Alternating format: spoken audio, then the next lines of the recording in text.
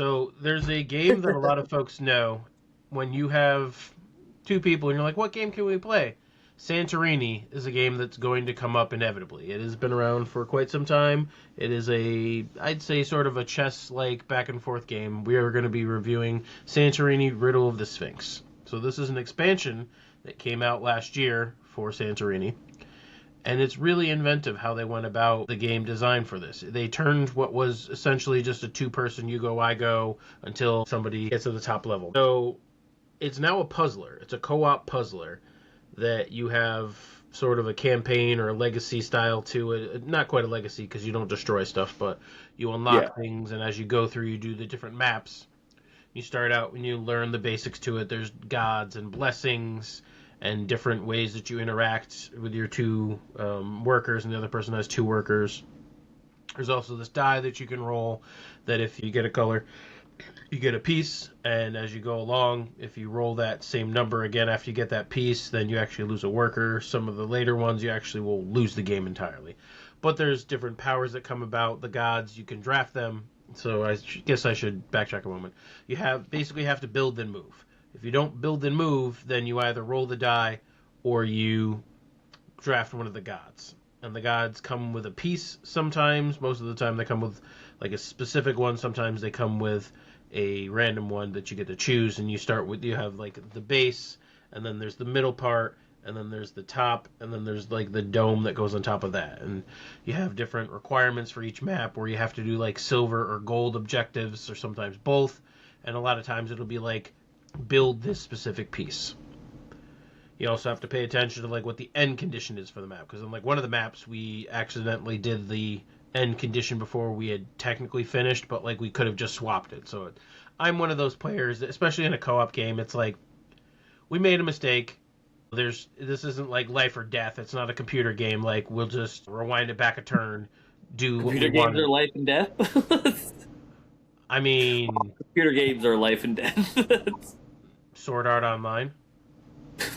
Okay, we're not even gonna get into that.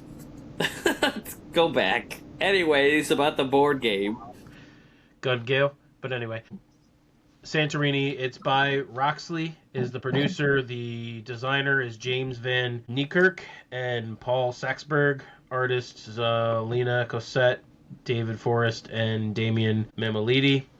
So the gods are all Greek themed as well. So there's Hephaestus and Athena and Kratos.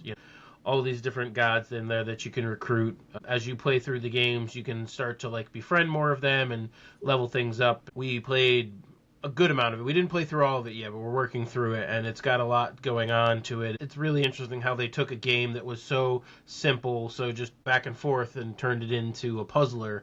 That I love puzzle games. I play every day. I have these like different puzzles that I do on my phone to keep my brain from aging to Adam's level of oldness. So I really enjoy I play more solo games than you do, by the way, sir, so I don't want to hear it. It doesn't mean you're smart. I am smart. You're not social. But anyway, the production value on it is really nice, and everything will actually fit into the original box, which is nice as well. Like, it's so frustrating as a board gamer when you buy a game and then you get an expansion and it's like they didn't plan for this, and now you just have like the regular my hands, there we go. You have the regular game, and then there's like the teeny tiny little expansion that you just have to awkwardly store around. So they definitely did a good job on that. The pieces all fit nicely together, and it's kind of nice to just like build them all up, and it's very reminiscent of like building Legos or Duplos or whatever you played with as a child, just that snapping everything together and building them up. Yeah. What did I miss, Adam? One thing I wanted to mention is, because we got both Santorini, the second edition, so the second edition came out right before the expansion did, so we got the second edition. I don't know how much changed, but There is a 3-player mode and there is a 4-player mode, which I don't remember if that was in the original game, but they play just the same. The only thing about 4 players, it's teams, so one person's controlling only one of the characters. But the 3-player is a free-for-all 3-player mode where you're doing the same thing. You're trying to get to the top, but now you're competing with 2 people instead of 1.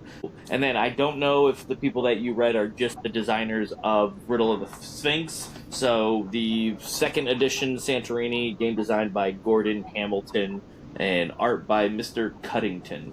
So I don't know if those are different people than what you said for Riddle of the Sphinx, but they sort of look all the same. So I think maybe the same artist or whatever it is, and they work seamlessly together too. So I like that as well.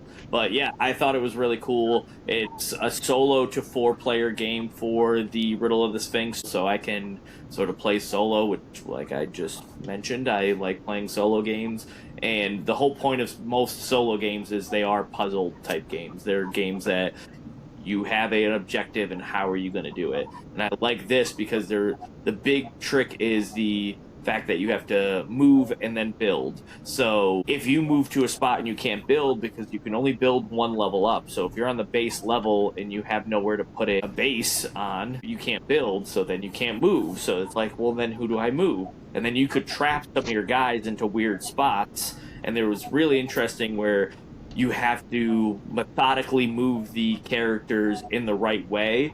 Otherwise, you're not going to complete the puzzle. So I thought that was clever. The same way with building.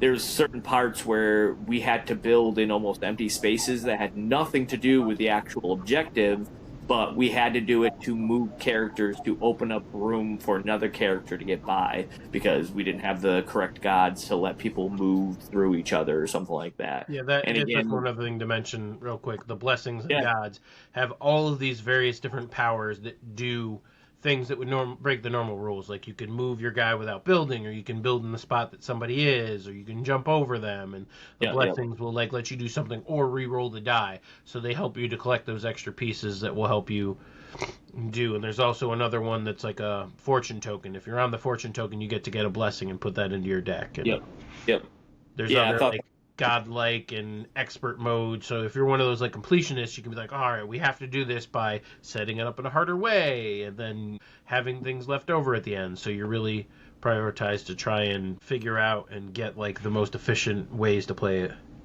Yeah, and you get blessing points by beating things, and depending on which level you beat it at. So you can actually go back almost like a video game, replay a level to get those extra points because you unlocked, I think of it as like a Mega Man type of game. You unlock this god, which it's like, oh, if we had that god when we're on this level, that power would have been perfect. Too bad we didn't have it. It's like, well, let's go back. We can replay that, and now we can get more points, which will now allow us to unlock this god, because it gives you this almost like tech tree in the book where you color in little connections, and as you connect the gods, those are the ones you unlock.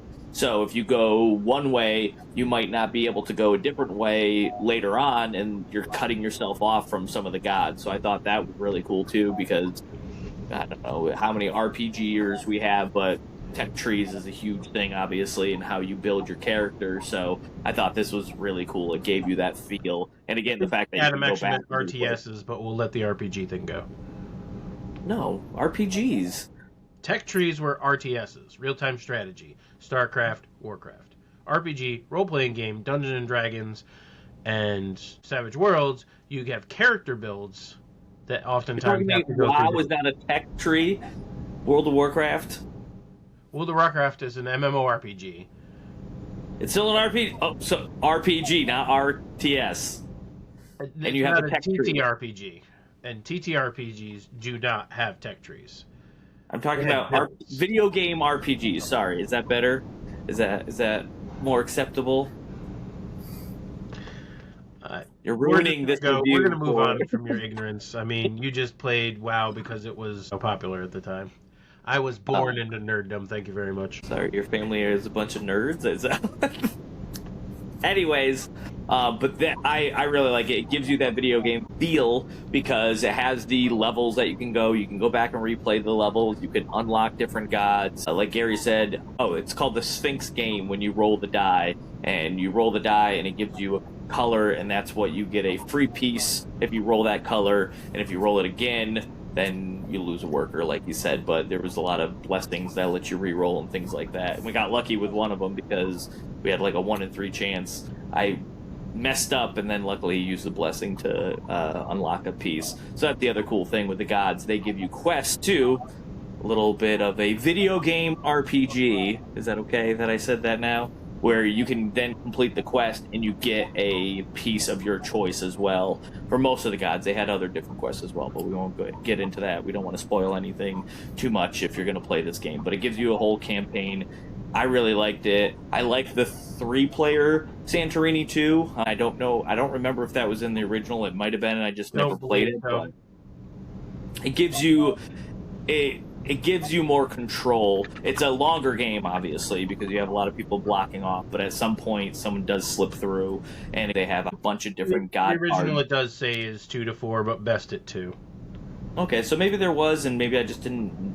We never played it at that, because I know we played it a long time ago at 2. But either way, second edition, just as good as the first edition, and this expansion will work with either one. So if you have the first edition or the second edition, it works with either one. You can add this on, which I thought was cool too, because there's a couple games out there that are like, oh, we only work with the new edition for this expansion, which obviously stinks if you've been a fan for Santorini, which has been around forever. That's why they had to do a reissue of it with the second edition. If you're looking for a classic 2-player head-to-head game, Santorini is great. I know it's known best for that, but it plays well at 3, and absolutely love the expansion. If I didn't already own Santorini, it would be a pickup, but the expansion is 100% a buy. I played it at my job too, as we've talked about. I play solo games at my job. This is great for it because it has the book. You just unfold the book, you grab the few pieces that you need, and you're ready to go to play it. And the few cards, I should say, too. But it's easy to play and plays in under 30 minutes, or if you're like me, an hour, because I can't make decisions and think about it. But it's nice because I can leave it on my desk and sort of go back to it on each of my break. It's definitely a buy for me. Gary, what you got? So it's a play for me. I like the newer aspect with the back and forth and the co-op and all that. And that brings it up a lot in my book. But it's not quite at the buy level for me, mostly just because of, as if you're familiar with our other videos, I've got so many games and so much going on. It doesn't hit enough of the like, oh man, I need to have this on call for whenever I want to play it. But if you own the game and you're like, hey, I want to play a couple rounds of Santorini, I'd be like, all right, let's go. Or we're at a convention and somebody wanted to give it a go, I would definitely play it. Yeah, I think it's cool too because I played it solo, and there might be a thing where I'm like, I can't get through this puzzle, so it'd be cool to then be like, oh, I'm stuck on this level. Gary, will you play this level with me? And then we could get through it. So I like that aspect. And again, it's fun to have a whole pretty much campaign to play through that I can play through at work during my break. It's definitely why it's a buy for me. So yeah, that is Santorini 2nd edition and Santorini Riddle of the Sphinx. So check out both of them.